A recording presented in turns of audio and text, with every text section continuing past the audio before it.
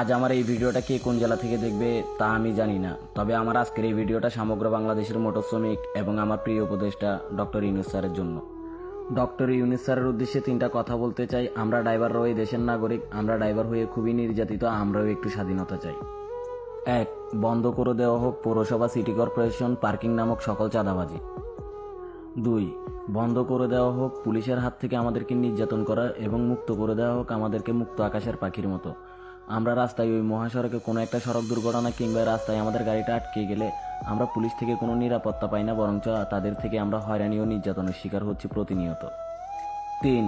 আমরা ড্রাইভাররা জেনে শুনে একটা পিঁপড়াও মারি না। যদিও ভাগ্যক্রমে ওই মহাসড়কে একটা সড়ক দুর্ঘটনা ঘটে যায়, তাহলে পাবলিক কেন ড্রাইভারের গায়ে হাত দেয়? যদি পাবলিকই ড্রাইভারের বিচার করবে, তাহলে ড্রাইভারদের জন্য আইন কেন করা হয়েছে? যদি কোনো পাবলিক ড্রাইভারের গায়ে হাত দেয়, তাহলে তাকে সাথে সাথে আইনের আওতায় আনা হোক। যদি আইনের আওতায় আনা না হয়, তাহলে ড্রাইভারদের উপর থেকে উঠিয়ে নেওয়া হোক সকল আইন। তখন আমাদের ন্যায্য বিচারটা আমরাই বুঝে নিব, আর তখন দেখে নিব ড্রাইভারদের গায়ে কে হাত দেয়। আমাদের এই তিনটা আবেদন না মানলে আমরা রাস্তায় নেমে আন্দোলন করব না, শুধু আমাদের কোমরে থাকা চাবিগুলো কোমরেই রেখে দিব, ঘুরাবো না আর গাড়ির চাকা।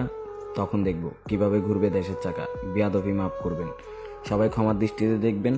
আর আমার মোটর শ্রমিক ভাই বন্ধুরা, সবাই ভিডিওটা শেয়ার করে দিবেন, যাতে ডক্টর ইউনূস স্যার পর্যন্ত ভিডিওটা পৌঁছে যায়।